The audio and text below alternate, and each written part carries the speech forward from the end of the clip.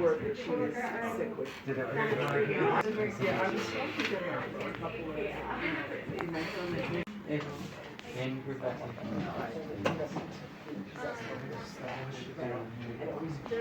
Oh, it was good. She was like, oh, I don't have my calendar with me. I have the schedule for the end of 23.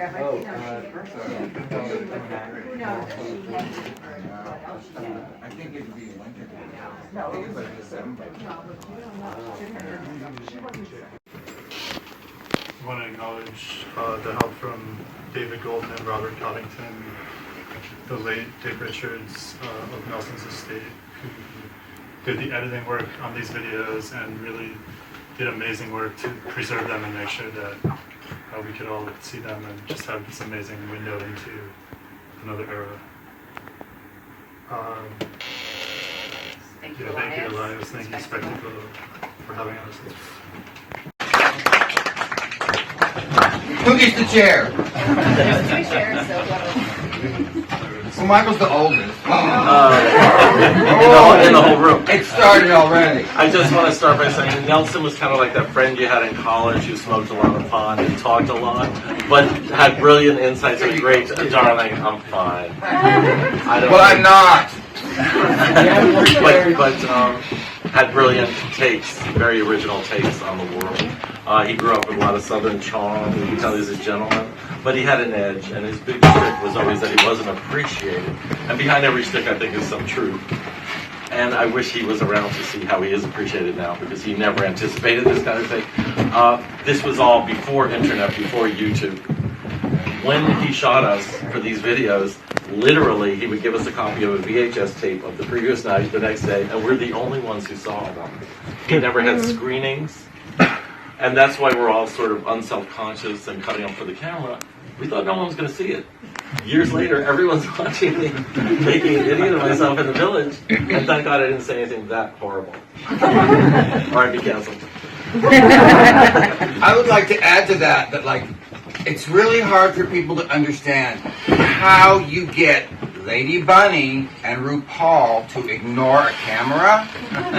Like think about it. Like, he had to condition us. If you started to perform for Nelson, he would put the camera down. And we used to be like, oh, fuck, Nelson's here again. And like I would always say, Nelson will film you telling the joke, and then he turns the camera off for the punchline.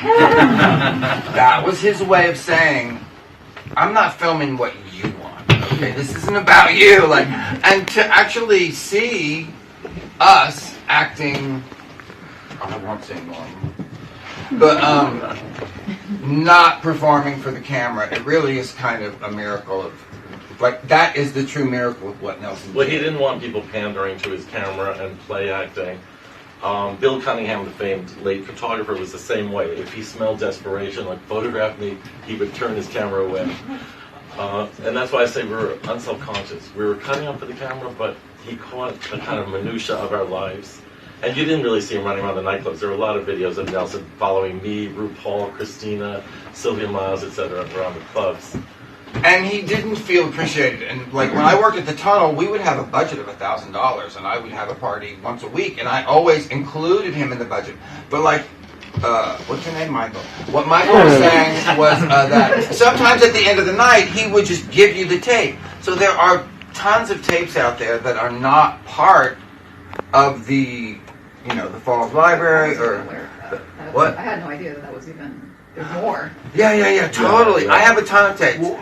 I'd pay him to come tape my birthday party or whatever it was, and he would just hand me the tape at the end of the night. And he would follow my band on all of our gigs. I had a Motown cover band. I would invite him to Brooklyn, to my parents' house for all the holidays. He shot all the minutia of Pass the Salt and every little thing. He was like a John Cassavetes / Warhol.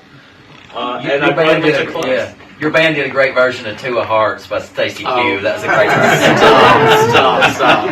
But, like they were both saying, and see, I don't know if y'all are aware, but, Nelson just had this beautiful old house in the middle of the meat market, like right there on Gansevoort, right on the corner. It was a 3-floor home.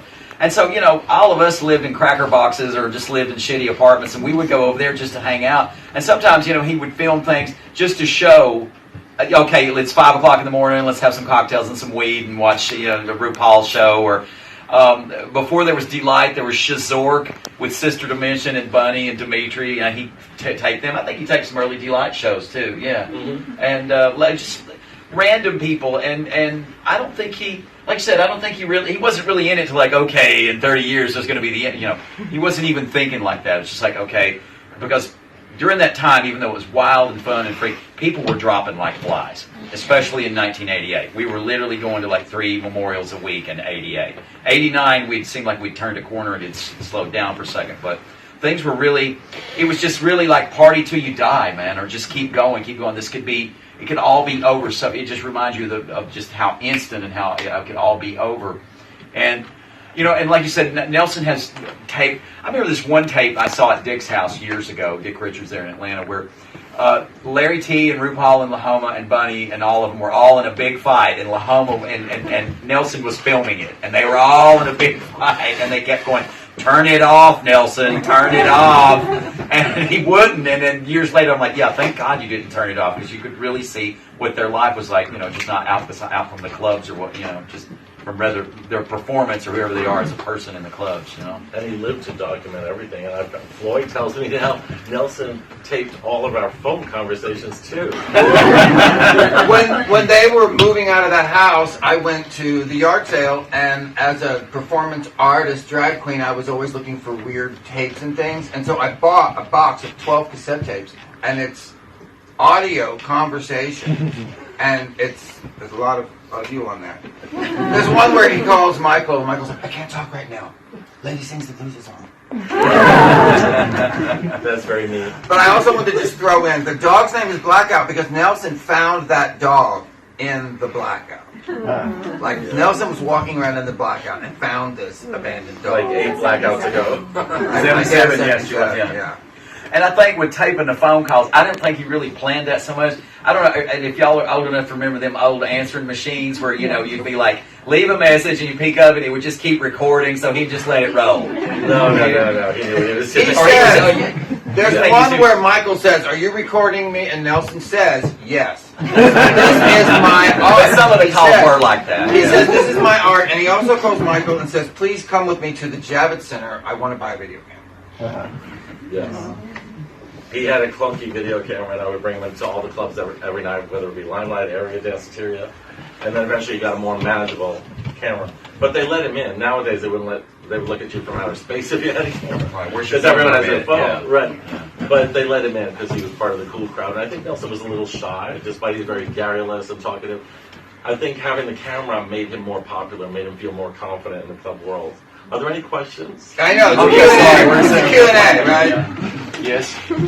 You, sir. Oh, yeah. Thank you. Hi. So, are there any instances that you remember Nelson recording that didn't make the cut that you wished were included? My favorite video, Go ahead. My favorite video is Lee Bowery's birthday party, and it's at John Badham's house, and it is stellar. Like, everybody's there. Like, I'm there nude, wearing fur, and Lee Bowery's there, Sister Dimension's there, and it's like, I don't know how much time we have, but like, there's this whole thing that I'm constantly thinking about, and that is reality versus fiction, and Dick Richards was Nelson's best friend.